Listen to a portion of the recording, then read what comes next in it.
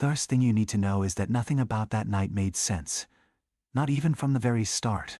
I'd driven the same stretch of highway 100 times before. Always on my way to work the late shift at the recycling center out past town.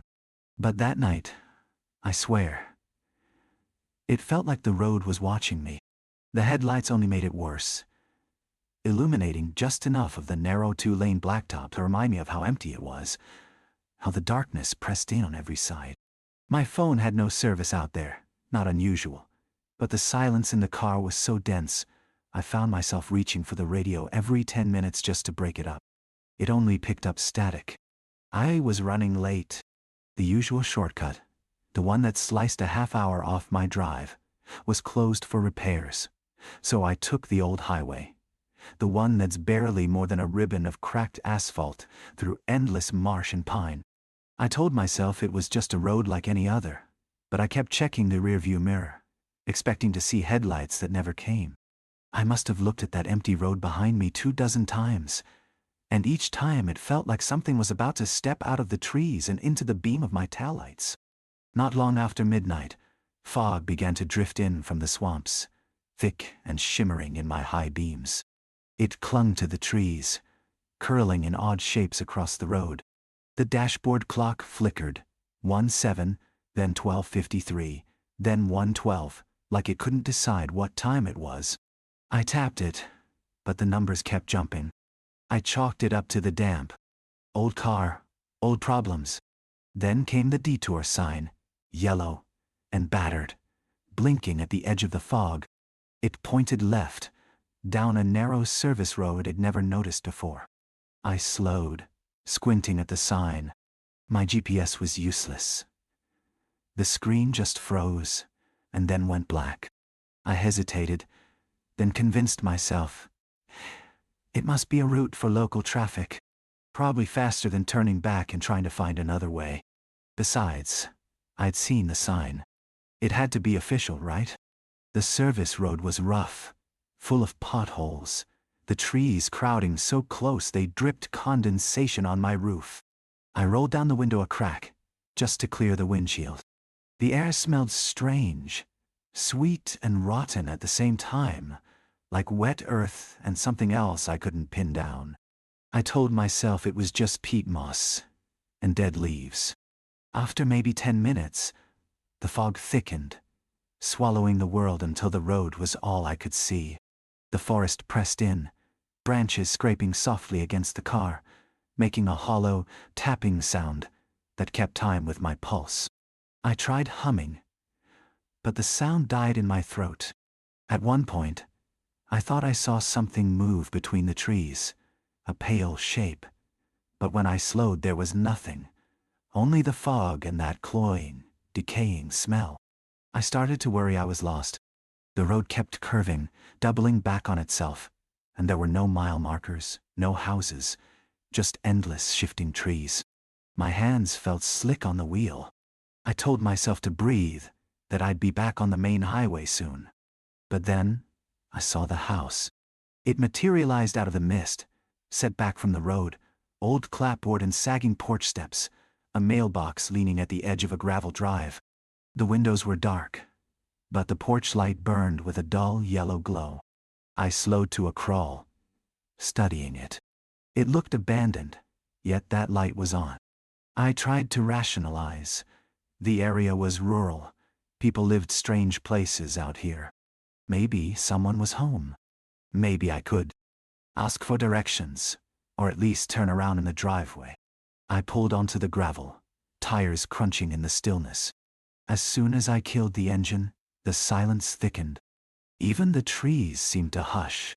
My hand hovered over the keys, reluctant to leave the faint warmth of the dashboard lights. But the idea of backing down that twisting road in reverse felt worse. I forced myself to step out, feeling the damp air settle on my skin like a film. The porch light was brighter than it looked from the car, casting long, warped shadows over the boards. I noticed the bulb flickered every so often, not a steady rhythm, more like a pulse. I tried not to look at the windows, but my eyes kept darting up, searching for any sign of movement. There was nothing, only my own reflection staring back, pale and uncertain. My shoes crunched up the path. The ground was soft, with a give to it that made me think of marsh and graves at the same time. I told myself it was just because of the rain, though I couldn't remember any recent storms. The rotten sweet smell was stronger here, almost dizzying. I had to swallow down a wave of nausea. I knocked, more out of habit than hope. 3 quick raps. The sound echoed strangely, muffled as if the house were stuffed with wool. I waited, glancing back at my car. The fog was starting to close in around it, muting the taillights to pink smudges. Nobody came. I tried the bell, but it didn't ring. It gave a flat metallic clunk. I was about to give up, to head back to the car and risk the road again, when I heard a soft scuff inside, like a foot dragging across old floorboards. I froze, hand halfway to the knob. Another scuff, closer this time. My heart seemed to flutter, light and frantic in my chest. I convinced myself it was a pet, or maybe a raccoon trapped inside. "Still," I called out, voice thin. "Hello? Sorry to bother you, my GPS died, and I'm a little lost." Silence. Then the floor creaked, slow and hesitant, as if someone was deciding whether to answer. My skin tightened. I thought of leaving. My car was just there. But I couldn't shake the ridiculous fear that turning my back would be worse. So I waited. Finally, the door groaned open, just a crack. I saw only shadow. A voice came from the darkness, raspy, barely above a whisper. "Road's closed. You shouldn't be here." Something about the way they said "here" made me want to bolt. I tried to keep my tone steady. "Sorry. I just need to find the main highway. Could you point me in the right direction?" The door stayed just open enough for me to catch a glimpse of movement, a pale hand curling around the edge. No invitation. Just that hand, trembling. "Go back," the voice said, more urgent now. "Don't go further." I nodded before realizing they couldn't see me. "Okay, I'll just turn around." But before I could step off the porch, something shifted behind me. A soft, shuffling movement in the fog. My scalp prickled. I spun, scanning for an animal, another person, any explanation. The mist was so thick now that the car was barely visible. I heard it again, closer. A dragging sound just beyond the ring of light. I called out, but my voice seemed to vanish into the haze. Behind me, the porch light flickered wildly. For a split second, every shadow seemed to stretch and twist, the world shuddering as if taking a slow breath. I stumbled down the steps, gravel slipping under my shoes. The door slammed behind me, with a force that rattled the porch boards and sent a sharp echo through the night. The sound felt final, like a verdict. I reached my car in 3 stumbling strides, fumbling for the handle with hands that didn't feel like my own. The fog pressed cold and wet against my skin, so thick it seemed to seep through my clothes. Somewhere behind me, off the drive, in the trees, I heard that dragging, shuffling noise again, impossibly slow and heavy, as if something was pulling itself along the ground just out of sight. I slammed the door and locked it, then sat gripping the wheel, staring through the windshield. The porch light buzzed and fizzed in the distance, throwing out warped shadows that crawled across the yard. My car interior was suffocatingly quiet. I tried to steady my breathing, telling myself I'd just reverse out, find the highway, and laugh about this in the morning. When I twisted the key, the engine sputtered. Once, twice, a series of dull clicks. But it wouldn't catch. My knuckles went white on the ignition. I tried again, harder, praying, muttering that it was just the damp. The headlights flickered weakly, then died, plunging me into darkness, except for the pulsing, jaundiced glow from the porch. That was when I heard it, right outside my window. Not footsteps, but a wet sucking sound, like something shuffling through mud. I peered out, trying to see past my own reflection in the glass. The fog parted for an instant, revealing a shape at the edge of the drive. It was wrong.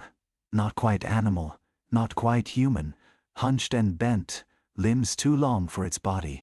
It didn't turn to face me, but I knew it was aware of me, as surely as I felt my own heart skipping in my chest. My hands shook so badly I dropped the keys. I dove for them, never taking my eyes from the thing at the tree line. When I looked up again, the shape was closer, just beyond the hood of my car, still dragging itself forward. I could see its skin, gray and stretched tight, as if it had been underwater for a very long time. Its movements were slow, almost lazy, but I knew if I waited it would reach me. Desperate, I punched the horn.